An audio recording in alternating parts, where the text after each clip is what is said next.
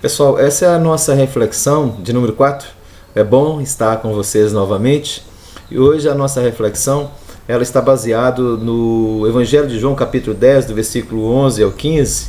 Eu queria ler com você primeiramente. O texto diz assim: Eu sou o bom pastor dá a vida pelas ovelhas. O mercenário que não é pastor, a quem não pertence as ovelhas, vê vir o lobo, abandona as ovelhas e foge. Então o lobo as arrebata e as dispersa. O mercenário foge porque é mercenário e não tem cuidado com as ovelhas.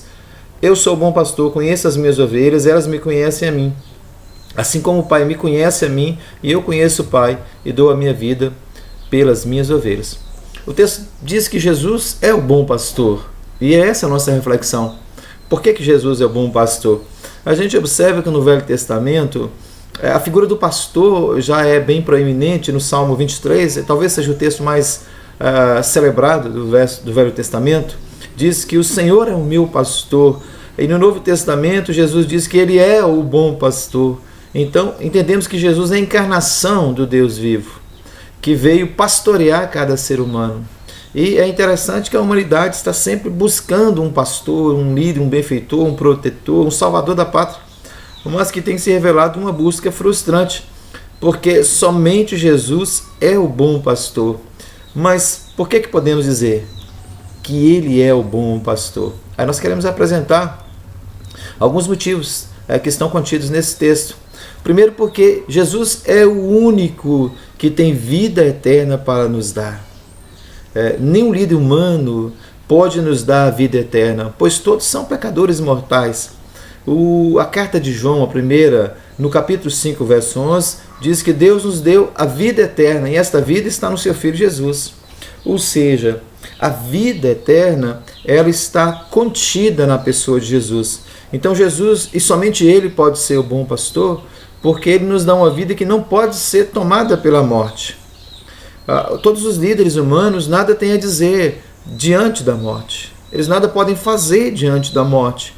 Nenhum líder humano, nenhum pastor humano pode resolver o problema da morte. Mas Jesus, no Evangelho de João, capítulo 11, verso 25, diz que Ele é a ressurreição e a vida.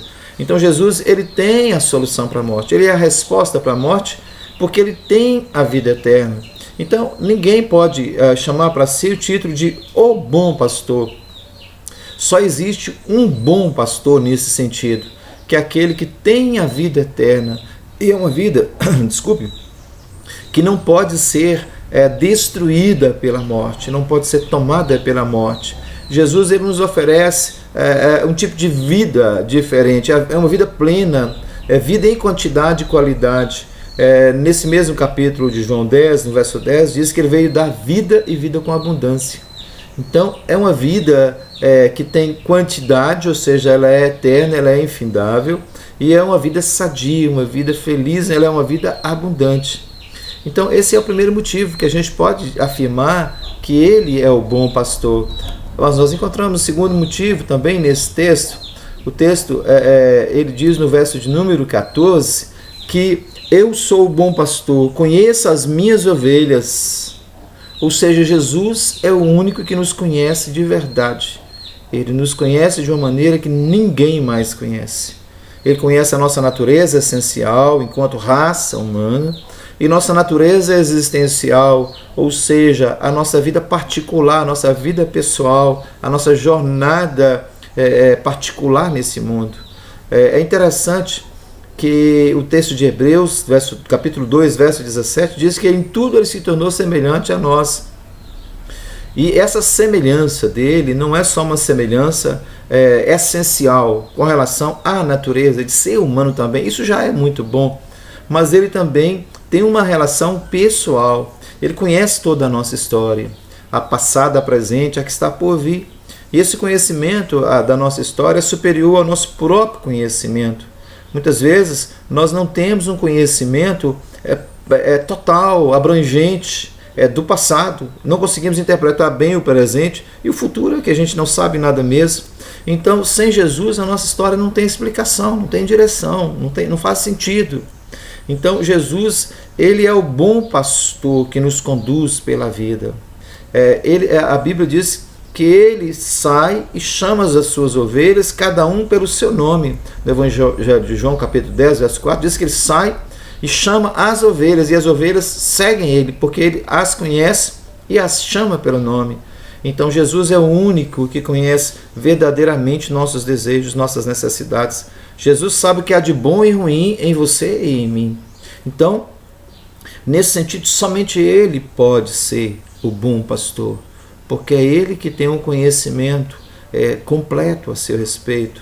Ele conhece tudo a seu respeito. Ele conhece a sua natureza humana, Ele conhece a sua natureza pessoal, Ele conhece suas vontades, Ele conhece seus desejos, suas necessidades, seus sonhos.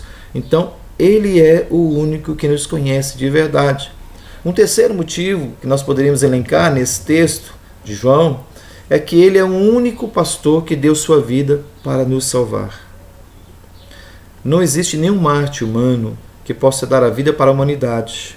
Alguém pode dizer, mas existiram muitos heróis, muitos mártires que deram a sua vida por uma causa, que lutaram por um projeto bom. Só que é importante a gente lembrar que um morto não faz outro morto viver. Nós todos estamos mortos em nossos pecados. A nossa natureza carnal, a nossa natureza, nós morremos em Adão. Então, a vida que nós temos hoje como cristão não é nossa, é a vida de Jesus.